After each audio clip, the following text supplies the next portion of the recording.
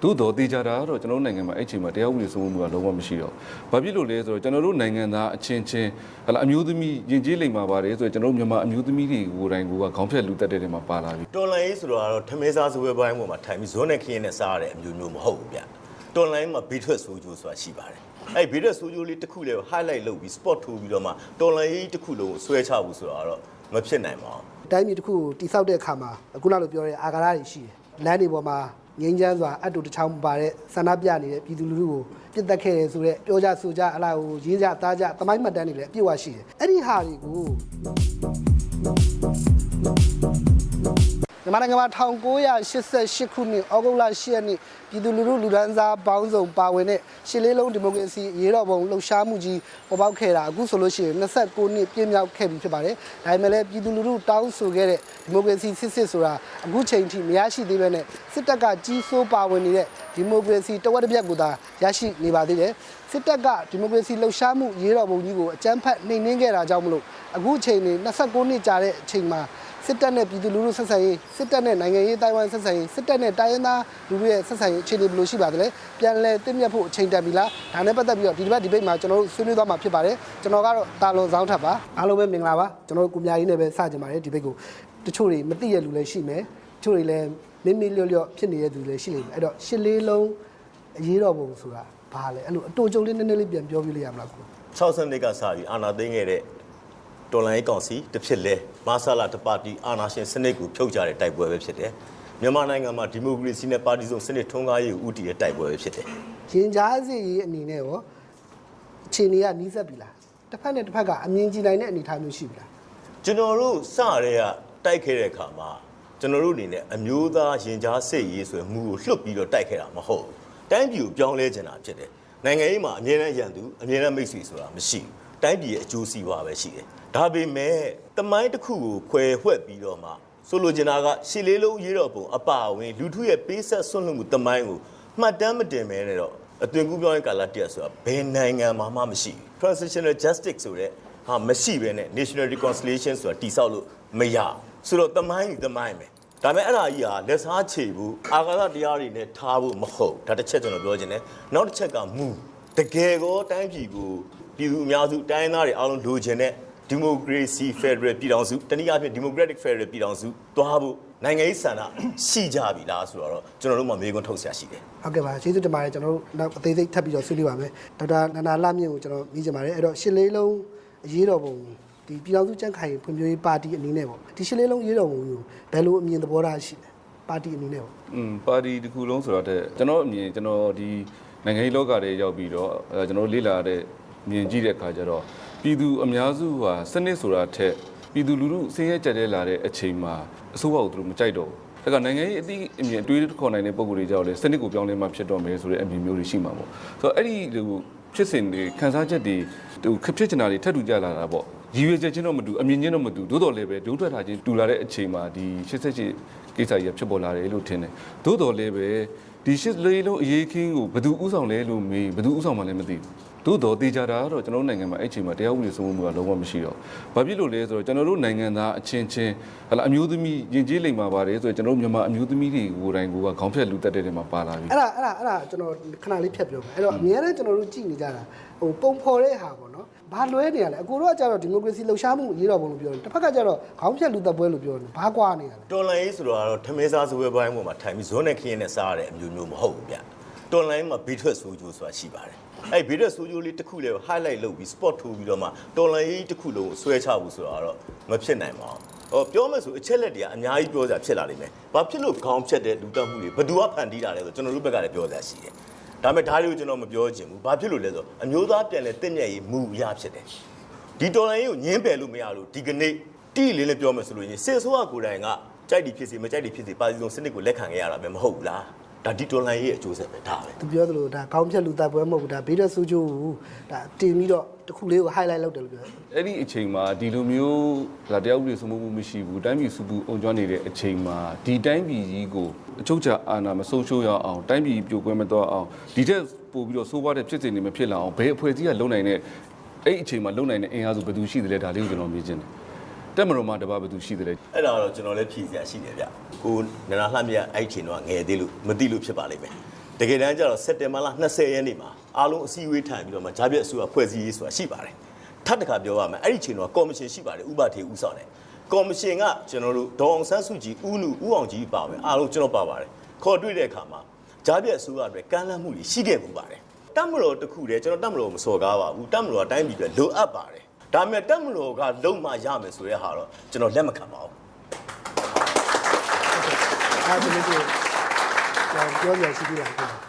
ဒီဂျာပြတ်အစိုးရဖွဲ့စည်းရေးဒီကော်မရှင်တွေဖွဲ့ပြီးလုပ်ကြတယ်သို့တော့ကျွန်တော်တို့အပြန်သုံးသပ်ဖို့လိုတာကအဲ့ဒီကော်မရှင်ကတိုင်းပြည်ကိုတကယ်တာဝန်ယူလိုက်တဲ့အချိန်မှာတိုင်းပြည်တကယ်တည်ငြိမ်အေးချမ်းသွားမလားဆိုတဲ့ဟာကိုလည်းထည့်သွင်းစဉ်းစားဖို့အဲ့ဒီကော်မရှင်ကမြန်မာဆိုရှယ်လစ်လမ်းစဉ်ပါတီကဖွဲ့ပြီးတဲ့ကော်မရှင်ပါကျွန်တော်တို့ကနေဖွဲ့ပြီးထားတဲ့ကော်မရှင်မဟုတ်ဘူးအဲ့တော့ကျွန်တော်ဆိုလိုချင်တာကလေတမိုင်းတစ်ခုကိုတုံးတက်မယ်ဆိုလို့ရှိရင်ထုတ်လိုက်တဲ့စာအုပ်တုပ်ကိုဖတ်ပြီးတုံးတက်လို့မရပါဘူးဗျဒီတမိုင်းထဲမှာပါဝင်နေတဲ့အချက်လက်တွေကိုထောင်းစီအောင်အကုန်လုံးကြည့်ပြီးမှတုံးတက်တာပုံမှန်တယ်ဗျအဲ့တော့ဆရာဦးချစ်ဆောင်ကိုလှည့်ပေးကြပါတယ်တိုင်းပြည်တစ်ခုကိုတိဆောက်တဲ့အခါမှာအခုနလိုပြောတဲ့အာဃာတတွေရှိတယ်လမ်းတွေပေါ်မှာငင်းချမ်းစွာအတူတချောင်းပါတဲ့ဆန္ဒပြနေတဲ့ပြည်သူလူထုကိုပြစ်တက်ခဲ့တယ်ဆိုတော့ပြောကြဆိုကြအလားကိုရင်းကြသားကြသမိုင်းမှတ်တမ်းတွေလည်းအပြည့်အဝရှိတယ်အဲ့ဒီဟာတွေကိုတင်မုန်းချေရမယ်လို့တော့ထင်ပါတယ်အဲ့တော့ဘယ်သူကစပြီးတော့ခွင့်လွှတ်ရမှာလဲတင်မုန်းချေဆိုတဲ့စကားကခုမှနိုင်ငံရေးလောကတိုင်းကိုရောက်လာ1962ခုနှစ်ကျွန်တော်တို့နိုင်ငံရေးခေါင်းဆောင်တွေရဲစစဲအနေနဲ့ခံရတယ်အသက်ခံရတယ်အပြစ်ခံရတယ်နောက်ကျွန်တော်တို့69ခုနှစ်ဖြစ်တယ်84အလုံးသမားရေးခင်းမှာအပြစ်ခံရတယ်ကျွန်တော်တို့တွေရဲ့ငွေရပါအခွင့်အရေးတွေဘတ်ဒရိုက်ကစပြီးတော့ဒီမိုကရေစီအခွင့်အရေးတွေဆုံးရှုံးနေရလို့စဉ်ဆက်မဲ့တဲ့တိုက်ပွဲဝင်တာတခုဖြစ်တယ်နောက်တစ်ချက်ငင်းငယ်ရေးအတွက်ဘာမှမရလို့ကျွန်တော်တို့ငင်းငယ်ရေးအတွက်တောင်းဆိုတိုက်ပွဲဝင်တာဖြစ်တယ်အဲ့ဒီလိုမျိုးလုပ်တဲ့ဥစ္စာမှာရှစ်လေးလုံးကျွန်တော်တို့ဝေထုဆုံးဖြတ်ချက်အချက်3ချက်ရှိတယ်နံပါတ်1ဒီမိုကရက်တစ်နိုင်ငံတော်တည်ဆောက်ရေးအတွက်လုပ်ပြီးပြီလားမပြီးဘူးအဝေးကြီးအဲ့ဒါမှာအဟံတာအများဆုံးဖြစ်တာက2008ဖွဲ့စည်းပုံအခြေခံဥပဒေဖြစ်တယ်ဗျအဲ့ဒါ2008ပဲဟုတ်လားအဲ့ဒီ2008အခြေခံဥပဒေကိုကျွန်တော်တို့ကမဖြတ်နိုင်ရင်တကယ်မှန်ကန်တဲ့ရင်ကြားစိတ်မှုတွေမဖြစ်ဘူးနောက်တော့ကကျွန်တော်တို့ပထမတည်းကအစအစာပေါ့ဗျနိုင်ငံရေးဆင်ဆင်မှာကျွန်တော်တို့တောင်းဆိုလာခဲ့တာဘာရှိလဲဆိုရင်ငြိမ်းချမ်းရေးဒီမိုကရေစီရေးအမျိုးသားပြန်လဲတင့်မြတ်ရေးဒါကိုကျွန်တော်တို့ဆက်မှတ်တယ်အမျိုးသားပြန်လဲတင့်မြတ်ရေးအတွက်ကျွန်တော်မိကိုထပ်ခုနမိကိုပဲထပ်မေးပါမယ်အဲ့တော့တင်မုန်းချေရမှာတွေရှိတယ်ဟုတ်ကဲ့တိုင်းပြည်တိဆောက်တဲ့အခါမှာအဲ့တော့ဘယ်သူကစပြီးတော့ခွင့်လွှတ်မယ်ကျူးလွန်သူကခွင့်လွှတ်ရမယ်အဲ့မှာကျွန်တော်တခုပြောပြမယ်လူရမတ်စစ်ခွန်ရုံးမှာ H Jackson ရှိတယ်သူကဘာပြောလဲဆို तू ကဂျူးတွေကို तू ကဘာလုပ်လဲဆိုတော့ရှင်းနေလိုက်တယ်ရှင်းနေအဲ့ဘာပြောလဲဆိုဂျူးတွေအနေနဲ့တကယ်တမ်းအော့ဆွေအကျဉ်းဆန်းမှာတန်ပေါင်းများစွာအသက်ခံရတယ်အဲ့ဒီဥစ္စာကိုမှကျွန်တော်တို့က justice ဖြစ်တဲ့တရားစီရင်လုပ်မပေးဘူးဆိုရင်တတ်တဲ့ဂျာမန်လည်းမရှိဘူးနော်ဟစ်လာလည်းမရှိဘူးလို့ဆိုတာရောက်တယ်တဲ့ဒုတိယကမ္ဘာစစ်ကြီးမရှိဘူးဆိုတာလည်းရောက်ပါတယ်လို့ပြောတယ်ဒါက तू ပြောတယ်ဆိုတာအဲ့တော့ကျွန်တော်ပြောပါမယ်ဗမာပြည်ကလည်းရှစ်လေးလုံးလူလူအရေးတော်ပုံကြီးဟာလဲနေလျောင်းမင်းတော်မကြတကယ်ဖြစ်ခဲ့တယ်ဗျအဲ့ဒီအရေးတော်ပုံကြီးအတွက်ကျူးလွန်သူဟာ confession ပေးကိုပြရမယ်ကျွန်တော်တို့ဒါဟာလောက်ခဲ့တယ်လူလူကိုတတ်ခဲ့တယ်မှားတယ်ဆိုတော့ပြောမယ်ဝေခမ်းမယ်နောက်တစ်ခါအဲ့ဒီပုံမှာတောင်းဆိုရမယ်ဒါပေမဲ့နောက်ကိုဒါမျိုးမဖြစ်ပါဘူးမလုပ်ပါဘူးဆိုတော့ပထမဆုံးကျူးလွန်သူကပြောကိုပြောမယ်အဲ့ဒီတော့မပြောဘဲနဲ့ကျွန်တော်တို့ကငင်းညာစကြေပြောနေလဲအပေါ်ပဲ2008အောင်မှာငင်းညာရေးပြောနေလဲပဲဗဇက်ကငင်းညာနေတာပဲဘာမှမဖြစ်လာဘူးဗျဟုတ်ကဲ့ပါအဲ့တော့ဟုတ်ကဲ့ပါကျေးဇူးတင်ပါတယ်အဲ့တော့ကိုမျိုးတန့်ခိုင်ကိုလည်းပေးကြပါတယ်အဲ့တော့1988ခုနှစ်တုန်းကတက်မတော်နဲ့အခုတက်မတော်ကဘာဒီကွာခြားသွားပြီလေတက်မတော်ကခုနပြောနေတယ်တက်မတော်ကဝန်ခံတဲ့နယ်ရင်ကြားစီစပြီးတော့လှုပ်တဲ့နယ်ဆိုတော့ခုနအမြင်တော်ထွက်လာတယ်ဆိုတော့တက်မတော်ကစမလှုပ်တဲ့ဘူးလားကျွန်တော်စပြီးမေးချင်ပါတယ်ဒီ1988ဒီရှစ်လေးလုံးအရေးတော်ပုံတော့ပေါ့နော်အဲ့ဒီရှစ်လေးလုံးအရေးတော်ပုံဟာကိုကြီးကိုမြရေးကိုကျွန်တော်မေးချင်ပါတယ်ဆိုရှယ်လစ်လမ်းစဉ်ဒီပါတီဒီအစိုးရကိုဖြုတ်ချခဲ့တာဟုတ်ပါလားတပါတီအာဏာရှင်စနစ်လို့သုံးဟုတ်ပါတယ်တပါတီအာဏာရှင်ဆိုရှယ်လစ်ဆိုကျဲပါတယ်အိဗယ်အများကြီးရှိပါတယ်လက်ခံပါတယ်အဲ့တော့ဒီအစိုးရကိုဖြုတ်ချပြီးတဲ့အချိန်မှာကျွန်တော်တို့ကပြန်စဉ်းစားကြည့်လိုက်မယ်ဆိုရင်ဒီဖြုတ်ချလိုက်တဲ့အင်အားစုတစ်ခုနဲ့ဒီဘက်ကတက်မတော်နဲ့ပေါင်းပြီးအဲ့ချိန်ကလေးက National Reconciliation ကိုစပြီးတော့အကောင့်ထဲဖော်လို့ကျွန်တော်တို့မရနိုင်ဘူးအရတာပေါ့တိတ်ရတာတိတ်လိုချင်တာဗျအဲ့ဒါကြောင့် NLD က60ရွေးကောက်ပွဲဝင်တာခဏလေးပါအဲ့ဒါကြောင့် NLD က60ရွေးကောက်ပွဲဝင်တာ60ရွေးကောက်ပွဲဝင်ပေမဲ့အာဏာမလွှဲတာတက်ကလေ60ရွေးကောက်ပွဲကိုကျင်းပပေးခဲ့တာအဲ့ဒီတော့ကနာဝတစစ်ဆိုးရဖြစ်တယ်သူကျင်းပပေးခဲ့တယ်ဗိုလ်ချုပ်မူကြီးစောမောင်ကနေပြီးတော့မှကျွန်တော်တို့စစ်တမ်းရပြန်မဲ့ဆိုအတိလင်းမိန်ကုန်းပြောခဲ့တယ်တကယ်ဟုတ်တယ်အဲ့ဒါဟုတ်တယ်ဟာဒါဆိုရင်ဒါပေမဲ့အာဏာမလွှဲခဲ့အာဏာမလွှဲဆိုတဲ့အခါမှာကျွန်တော်တို့တိုင်းပြည်တပြည်ကိုကျွန်တော်တို့ဒီမိုကရေစီတိုင်းပြည်တပြည်ကိုဒီဆောက်တဲ့အချိန်မှာကျွန်တော်တို့ကဒီဘက်ကလွတ်တော်ဥပဒေပြုရေးမှန်တာဆိုတော့လွတ်တော်ပဲဗျာဒီဘက်ကတရားရေးမှန်တာဒီဘက်ကအစိုးရ ဒီဘက်ကတက်မတော်ပေါ့ဒါကတော့ national security နဲ့ဒီကာဝေးရေးပိုင်းဆိုင်ရာယူတဲ့တက်မတော်ပေါ့ဒီမိုကရေစီရဲ့ပြရုပ်ဖြစ်တဲ့ဒီ state building တွေရောအဲ့ဒီအချိန်မှာတော့ခိုင်မာမှုရှိနေပြီလား အခုရောခိုင်မာတယ်လို့ယူဆပါသလား ဒါဆိုရင်အခုရောဘာကြောင့်ဒေါ်အောင်ဆန်းစုကြည်က2008ဖွဲ့ပြီးအခြေခံဥပဒေနဲ့ဝင်ခဲ့ပါလဲ ခင်ဗျာ2008ဖွဲ့စည်းအုပ်ချုပ်ပုံအခြေခံဥပဒေအရအကုန်လုံးချုပ်ကန်ပြီးမှအာဏာလွှဲထားတာကိုဘာလို့ကျွန်တော်တို့ကပြောရမှာလဲ အဲ့တော့ကျွန်တော်ကဒီဂျားထဲမှာခုနကျွန်တော်ရဲ့မိန်းကလေးကိုပြန်သွားကြပါတယ်ကိုမျိုးသက်ခိုင်ကိုကျွန်တော်ဒီဘက်ကနေကျွန်တော်နေရာပြောက်တော့မယ်ဟုတ်ကဲ့ဟုတ်ခဏလေးအဲ့တော့88ခုကတက်မတော်နဲ့အခုတက်မတော်ရဲ့ကွာခြားချက်နောက်ပြီးတော့ခုနအခုပြောနေတဲ့ကိစ္စတွေရှိတယ်တက်မတော်ကနေပြီးတော့အမျိုးသားရင်ကြားစီကြီးကိုစပြီးတော့ကမ်းလှမ်းတာမျိုးပေါ့နော်မလုပ်သင့်ဘူးလားပေါ့နော် တက်မတော်ကနိုင်ငံရေးမှာပါဝင်ဆွတ်ဖက်မှုနောက်တစ်ခုကပေါ့နော်ဒီ88တုန်းကအခြေအနေမှာတက်မတော်ကဘာကြောင့်ဝင်ခဲ့သလဲတက်မတော်ဒီနိုင်ငံတော်ရဲ့ကာကွယ်ရေးတက်မတော်ဖြစ်ပါတယ်တက်မတော်မှာတိုင်းရင်းသားတွေအကုန်လုံးပါဝင်တဲ့ပြည်ထောင်စုတက်မတော်ဖြစ်ပါတယ်တိုင်းရင်းသားလက်နက်ကိုင်ဖွဲ့ဆိုတာတိုင်းရင်းသားအားလုံးကိုကိုစားပြုတဲ့လက်နက်ကိုင်တပ်ဖွဲ့မဟုတ်ပါဘူးဒါကြောင့်တက်မတော်ကအစိုးရလက်ရှိအစိုးရနဲ့ပတ်သက်ပြီးတော့ပဲဖြစ်စေပြီးခဲ့တဲ့အစိုးရနဲ့ပဲဖြစ်စေဒီနိုင်ငံတော်နဲ့ပတ်သက်ပြီးပြိုကွဲမဲ့အန်ဒီရဲ့အစိုးရရဲ့ရန်တရားကိုအနောက်ရှက်ဖြစ်မဲ့အန်ဒီတွေမှာအများအကုန်လုံးမှာတက်မတော်ဝင်ပါရတာဖြစ်ပါတယ် တဲ့ကျွန်တော်တစ်ချက်တော့ပြောချင်ပါတယ်ငါချက်တော့ပြောအခုကအရင်ခေတ်ကတက်မလို့နဲ့ခုခေတ်တက်မလို့နဲ့ဘာကွာလဲလို့ပြေးတာလက်ချက်ကျွန်တော်ပြောချင်တဲ့ဟာလက်နက်ကင်တော်လိုင်းရေးတဘာဝလူတို့အခြေခံမရှိဘဲနဲ့ဘယ်တော့မှမရအောင်နှစ်ပေါင်း60ကျော်တည်မြဲနေတာအဲ့ဒီကဒေတာကန်လူတို့ကထောက်ခံလို့ဒီတိုင်းသားလက်နက်ကင်တွေကရက်တီတိုင်းတာဖြစ်တယ်ဒန်းတူညီများအခွင့်အရေးကိုမရလို့သူတို့လက်နက်ကင်နေဆိုတဲ့ကိစ္စကိုတော့တိထားဖို့လိုလိမ့်မယ်မဟုတ်ရင်အစိုးရအရေးကြီးလို့ပြီးငញ្ញဆွေးလို့ပဲခေါ်ကြလဲကြောင်းအဲ့တော့ခုနကျွန်တော်တို့ပြန်မိကုန်းကိုပြန်ချုပ်လိုက်လို့ရှိရင်အရင်တက်မတော်ကောအခုတက်မတော်ကောကတိုင်းပြည်ကိုကာကွယ်မယ်သဘောထားအဲ့သဘောထားမပြောင်းဘူးအစိုးရရဲ့ရန်ဆွဲမှန်သမျှကိုတိုက်ခိုက်မယ်ဆိုတဲ့သဘောထားမပြောင်းဘူးလို့ဖြစ်ချင်တာပေါ့နော်ကိုမျိုးမခိုင်အဲ့ဒါဆိုလို့ရှိရင်အခု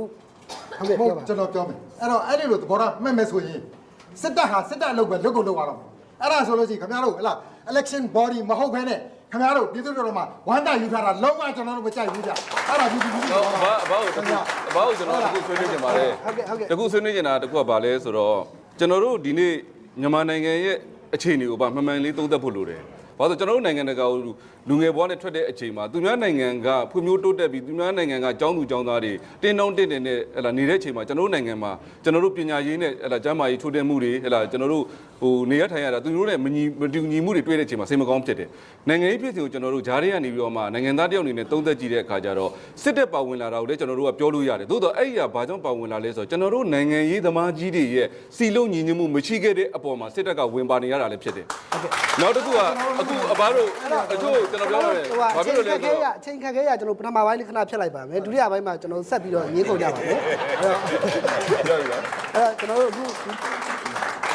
ဒီဘက်ကပြန်လည်တင်မြတ်ချိန်တန်ပြီလားဆိုတဲ့ရှင်းလေးလုံးအထူးစင်နဲ့ပတ်သက်ပြီးတော့သတင်းပေးပို့ချက်ရှိပါတယ်အဲ့ဒါကိုကြည့်အောင်ပါ1962ခုနှစ်ကနေ1988ခုနှစ်အထိအာဏာရှင်စနစ်ရဲ့ခါးသီးမှုတန်းတွေကိုခန်းစားခဲ့ရတဲ့ပြည်သူလူထုဟာ26နှစ်အကြာမှာရှစ်လေးလုံးအရေးတော်ပုံနဲ့ဒီမိုကရေစီခီးကျန်းတစ်ခုကိုစတင်လိုက်ပါတယ်။ရှစ်လေးလုံးအရေးတော်ပုံအတွင်းတပါတီအာဏာရှင်စနစ်ဖျက်သိမ်းရေးဒီမိုကရေစီရရှိရေးတောင်းဆိုခဲ့ကြတဲ့ရဟန်းရှင်လူចောင်းသားနဲ့ပြည်သူတွေကိုစစ်အစိုးရကရရဆက်ဆက်ပြစ်ခတ်ဖြိုခွင်းခဲ့ပါတယ်။ဆူဘူးလို့ရှိရင်တော့စစ်တပ်ဆိုတာပြည့်ရမှအောင်ပြီ။အရေးခင်းဖြိုခွင်းမှုမှာဆန္ဒပြသူအများပြားတည်ဆုံခဲ့ရပါတယ်။အမျိုးသားဒီမိုကရေစီအဖွဲ့ချုပ် NLD ပါတီဟာ1990ရွေးကောက်ပွဲမှာအမတ်နေရာ492နေရာမှာ392နေရာကိုအနိုင်ရရှိခဲ့ပါတယ်။ဒါပေမဲ့လည်းစစ်အစိုးရဟာအာဏာလွှဲမပေးဘဲဒေါ်အောင်ဆန်းစုကြည်အပါအဝင်အမျိုးသားဒီမိုကရေစီအဖွဲ့ချုပ်ပါတီဝင်တွေကိုဖမ်းဆီးကျင်းချခဲ့ပြီးအာဏာကို2011ခုနှစ်ထိ23နှစ်ကြာထိန်းသိမ်းခဲ့ပါတယ်။2018ခုနှစ်ဩဂုတ်လ10ရက်နေ့ဆိုရင်ရှစ်လေးတုံးရေးတော်ပုံကြီးရဲ့29နှစ်ပြည့်နှစ်ပတ်လည်လည်းဖြစ်ပါတယ်။ဒီနှစ်ပတ်လည်ဟာစစ်တပ်ပြည်သူအစိုးရတို့အကြားပြန်လည်တည်မြဲရေးရတဲ့အချိန်ဆိုရင်လည်းမမှားပါဘူးစစ်တပ်အနေနဲ့လူထုလူဒန်းစားအားလုံးပါဝင်တဲ့ဒီမိုကရေစီလှုပ်ရှားမှုအရေးတော်ပုံကိုအတိမတ်ပြုပြီးပြန်လည်တည်မြဲရေးလုပ်တင်တယ်လို့ပြောဆိုသုံးသပ်မှုတွေလည်းရှိနေပါတယ်ဒီဘက်ကျွန်တော်တို့ဆွေးနွေးမယ့်အကြောင်းအရာကတော့ရှစ်လေးလုံးဒီမိုကရေစီအရေးတော်ပုံကြီး29နှစ်ပြည့်အထိမ်းအမှတ်ပြန်လည်တည်မြဲချိန်တန်ပြီလားဆိုတဲ့ခေါင်းစဉ်နဲ့ပတ်သက်ပြီးတော့ကျွန်တော်တို့ဆွေးနွေးသွားမှာဖြစ်ပါတယ်ကျွန်တော်တို့ဖိတ်ခေါ်ထားတဲ့ဆွေးနွေးမဲ့သူ၄ဦးနဲ့မိတ်ဆက်ပေးကြပါတယ်88မျိုးဆက်ငញ្ញမ်းရေးနဲ့ပွင့်လေးလူဖွဲ့စည်းကဦးမြရေးပြည်အောင်စုကြံ့ခိုင်ရေးနဲ့ဖွံ့ဖြိုးရေးပါတီပြောရေးဆိုခွင့်ရှိသူဒေါက်တာလှမြင့်တခင်ကိုတော်မိုင်းငញ្ញမ်းရေးကိုရက် PKI မှ ဦးချစ်စာဦးတေနကမဟာဗျူဟာလိလာရေးအဖွဲ့အမှုဆောင်ဒါရိုက်တာဦးမျိုးတန်းခိုင်တို့ဖြစ်ပါတယ်